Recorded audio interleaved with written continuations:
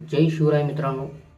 जेव्हा आपण छत्रपती शिवाजी महाराजांच्या स्वराज्याचा इतिहास वाचतो तेव्हा आपल्या डोळ्यासमोर येतात मावळे, तलवारांची ढाल आणि गडकिल्ले. पण मित्रांनो, युद्ध फक्त तलवारीने जिंकली जात नाही, ती जिंकली जातात रसदीवर, म्हणजे युद्धाच्या काळात जी सैन्याला मिळणारे अन्नधान्य आणि पुरवठ्यावर. आणि शिवरायांच्या याच युद्धनीतीमुळे एका समाजाने पडद्यामागून अत्यंत महत्त्वाची भूमिका बजावली होती. तो समाज म्हणजे आहे मित्रांनो बंजारा समाज. आजच्या व्हिडिओमध्ये आपण पाहणार आहोत की बंजारा समाजाच्या तांड्यांनी शिवरायांच्या स्वराज्याच्या उभारणीत आणि युद्ध काळात कशी मोलाची मदत केली.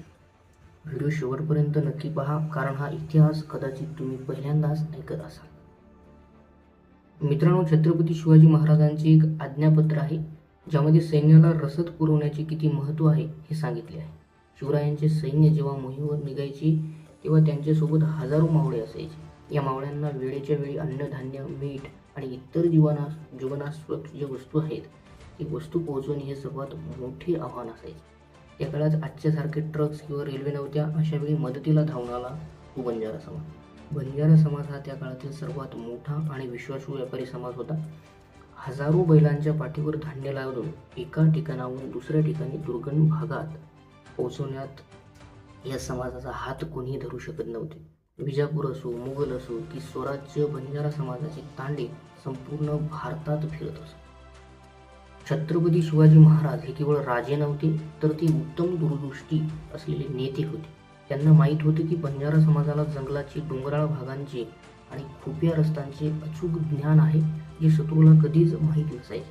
इतिहासकार सांगतात की बंजारांनी बंजारा तांड्याशी, प्रमुखांशी, म्हणजे ज्याला आपण नाईक म्हणतो, यांच्याशी खास संबंध जोडले होते. जेव्हा स्वराज्य शत्रूच्या वेढ्यात असायचे किंवा मावळ्यांना एखाद्या गडावरून तातडीनं रसद हवी असायची, तेव्हा बंजारा समाज तांडे शत्रूशी नजर चुकून गुप्त मार्गाने गडांवर धान्य आणि दारुळा पोहोचवत असत. शत्रूला वाटायचं की हा फक्त एक सामान्य व्यापारी तांडा चालला आहे, पण प्रत्यक्षात तो तांडा स्वराज्यासाठी जीवनवाहिनी असायची. पण मित्रांनो, बंजारा समाजाने केवळ अन्नधान्य पुरवलं नाही, तर त्यांनी स्वराज्यासाठी गुप्तहेर म्हणूनही मोठं काम केले. कसे मी सांगतो. बंजारा तांडे हे व्यापाराच्या निमित्ताने मुघलांच्या छावणीत आणि आदिलशाहीच्या प्रदेशात सहज जात असत. तेथे शत्रूच्या कोठात काय चालले आहे, शत्रूंची फौज किती आहे, ते कधी चालून येणार आहेत, या सगळ्यांची खडानखडा माहिती बंजारा समाजाचे लोक गोळा करायचे आणि ती गुप्तपणे शिवरायांच्या गुप्तहेर खात्याचे प्रमुख, ज्याला बहिर्जी नाईक, तुम्ही ऐकलं असेल बहिर्जी नाईक यांचं नाव, यांच्यापर्यंत पोहोचवायचे. म्हणजेच शत्रूंच्या घरात राहून स्वराज्याला सुरक्षित ठेवण्याचं काम या समाजाने केलं. शेकडो वर्ष झाली, इतिहास पुढे गेला, पण आजही जेव्हा आपण स्वराज्याच्या सुवर्णकाळ आठवतो तेव्हा राजांसाठी आणि मातृभूमीसाठी प्राणांची आहुती देणाऱ्या मावळ्यांसोबतच रात्रीचा दिवस करून शिवरायांच्या सैन्यांची भूक भागवणाऱ्या, या रसद पुरवणाऱ्या बंजारा समाजाला त्या अथांग तांड्यांचा इतिहास विसरून चालणार नाही. हा इतिहास आजच्या तरुण पिढींपर्यंत पोहोचवणे अतिशय गरजेचे आहे. मित्रांनो, तुम्हाला बंजारा समाजाचा आणि छत्रपती शिवाजी महाराजांचा हा इतिहास कसा वाटला मला कमेंट करून नक्की सांगा. जर तुम्ही स्वतः बंजारा समाजाचे असाल तर कमेंटमध्ये जय शिवलाल किंवा जय शिवराय लिहायला विसरू नका.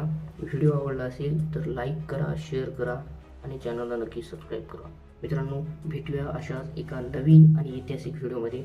तोपर्यंत जय हिंद, जय महाराष्ट्र, जय शिवराय, जय गुरुमठ.